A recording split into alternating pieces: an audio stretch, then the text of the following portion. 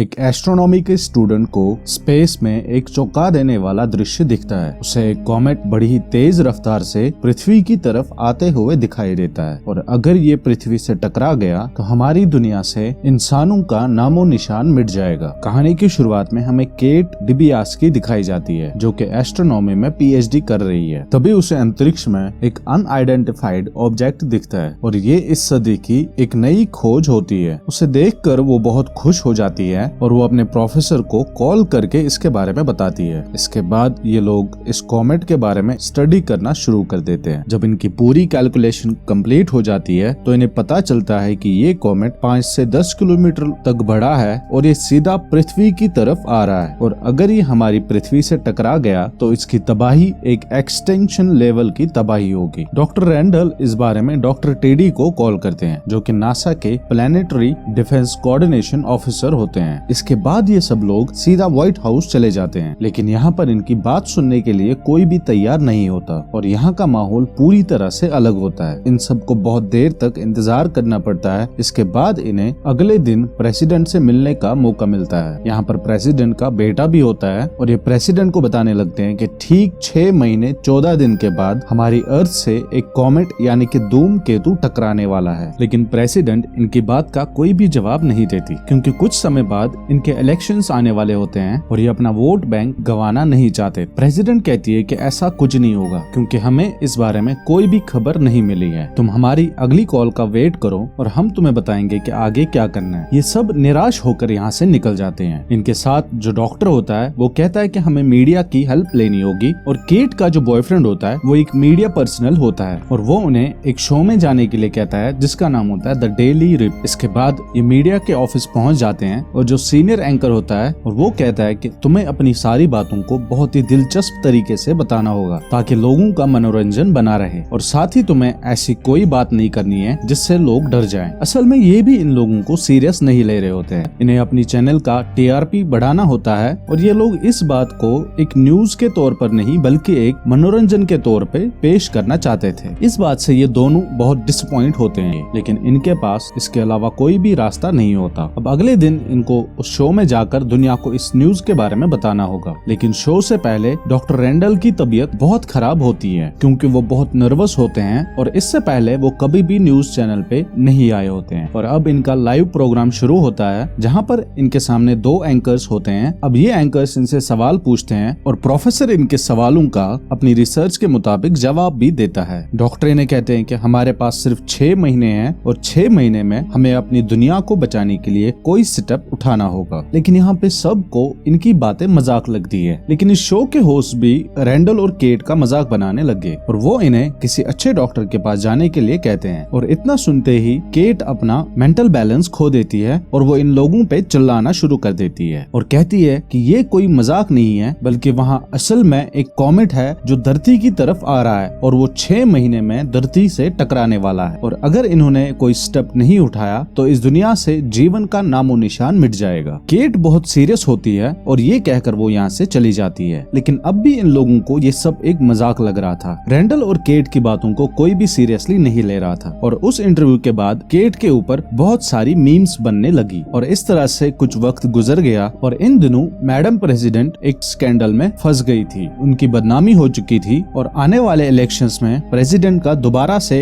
Election जीतना नामुमकिन हो गया था। और इसी दौरान FBI की टीम रैंडल, केट और टेडी को सीक्रेट इंफॉर्मेशन लीक करने के जुर्म में गिरफ्तार कर लेती है और वो इन्हें व्हाइट हाउस लेके आते हैं। अब प्रेसिडेंट इनको अपने ऑफिस में बुलाती है और कहती है कि हमने अपने साइंटिस्ट से उस कॉमेट की जांच करवाई है और हमें लगता है कि तुम्हारी जानकारी बिल्कुल सच है और इसलिए हम दुनिया को बचाने के लिए एक ठोस कदम उठाने वाले हैं। लेकिन केट प्रेसिडेंट पे ताना मारते हुए कहती है आखिरकार तुमने इस मामले पे अपना फायदा ढूंढ ही लिया, बल्कि सच्चाई ये है कि तुम्हारी फोटो लीक होने की वजह से तुम ये इलेक्शन हारने वाली हो और अब लोगों का भरोसा वापस पाने के लिए तुम ये स्टेप उठा रहे हो। बहरहाल रैंडल और केट इस बात पे खुश हो जाते हैं कि भले ही ये अपने फायदे के लिए लेकिन एक स्टेप तो उठा रहे हैं जिससे हम दुनिया को बचा सकते हैं। इसके बाद प्रेसिडेंट एक इमरजेंसी ब्रॉडकास्ट के जरिए पूरी दुनिया को उस कॉमेट के बारे में बताती है कि 5 महीने के बाद वो कॉमेट हमारी पृथ्वी से टकराने वाला है और हम उस कॉमेट को रोकने के लिए बहुत सारे न्यूक्लियर मिसाइल्स स्पेस में छोड़ रहे हैं जिससे वो कॉमेट पूरी तरह से तबाह हो जाएगा और वो एक मिलिट्री जनरल बेनेडिक्ट को इस मिशन के लिए चुनते हैं, जो अपना बलिदान देकर इस मिशन को कामयाब करने वाला था। पूरी दुनिया इस ब्रॉडकास्ट को सुन रही थी। अब आखिर वो दिन आता है जब ये अपना परमाणु मिशन लॉन्च करने वाले होते हैं। ये अपना रॉकेट लॉन्च करते हैं, लेकिन तभी यहाँ पर एक आदमी आता है जो प्रेसिडेंट को उसके इलेक्शन के लिए फंडिंग करता है। वो प्रेसिडेंट से बात करने के लिए उसे एक अलग कमरे में लेके जाता है और जब प्रेसिडेंट वापस आती है और जितने भी परमाणु बम इन्होंने अंतरिक्ष में भेजे होते हैं उन सभी को अबॉर्ट किया जाता है और वो पृथ्वी की तरफ वापस आने लगते हैं। और ये देखकर डॉक्टर रैंडल, केट और टेडी बहुत परेशान हो जाते हैं। इसके बाद इन तीनों को एक कमरे में बंद कर दिया जाता है और कुछ देर के बाद वहाँ पर प्रेसिडेंट का बेटा आता है जो डॉक्टर रैंडल को अपने साथ एक मीटिंग में लेके जाता है, जहाँ पर वो आदमी भी होता है जिसकी वजह से इस पूरे मिशन को खत्म कर दिया गया था। वो सबको बताता है कि हमारी टीम ने पता लगाया है कि जो कॉमेट अर्थ की तरफ आ रहा है वो बहुत सारे रिच मिनरल्स से भरा हुआ है, जिससे हमारी धरती को बहुत फायदा होगा और इसलिए मैंने एक प्लान बनाया है। जब वो कॉमेट हमारे ऑर्बिट में एंटर करेगा और हमारे जो खास ड्रोन हैं वो उस कॉमेट से चिपक जाएंगे और वो इस कॉमेट के अंदर एक पावरफुल बॉम्ब इंजेक्ट करेंगे, जिससे वो कॉमेट ब्लास्ट होगा और इस कॉमेट के टुकड़े होकर वो पैसिफिक ओशन में गिरेगा और हम इन टुकड़ों को इकट्ठा करके बहुत पैसा कमा सकते हैं, क्योंकि ये कॉमेट रिच मिनरल्स से भरा हुआ है। हमारी टेक्नोलॉजी को इससे बहुत फायदा होगा। और ये बातें सुनकर डॉक्टर रैंडल को बहुत गुस्सा आता है। वो इस मीटिंग से निकलता है और केट और टेडी से कहता है कि वो लोग इस कॉमेट को हमारी पृथ्वी में एंटर कराएंगे और फिर उसको ब्लास्ट करेंगे, जिससे हमारी पूरी दुनिया को खतरा है और वो ये सब कुछ चंद पैसों के लिए करना चाहते हैं। ये तीनों एक रेस्टोरेंट में इस बारे में डिस्कशन कर रहे होते हैं। तभी वहाँ पर कुछ और लोग उस कॉमेट के बारे में इनसे पूछते हैं और केट इन सभी लोगों को गुस्सा होकर बताती है कि हमारी एडमिनिस्ट्रेशन उस कॉमेट को पृथ्वी के ऑर्बिट में एंटर कराने वाले हैं और अपने फायदे के लिए दुनिया को दांव पे लगाने वाले हैं। और ये बात पूरे शहर में फैल जाती है और इसके बाद शहर में तोड़ फोड़ शुरू हो जाती है और FBI केट को अरेस्ट करती है, क्योंकि इसी ने इस बात का खुलासा किया था। FBI वाले इनसे लिख के लेते हैं कि तुम अब कभी भी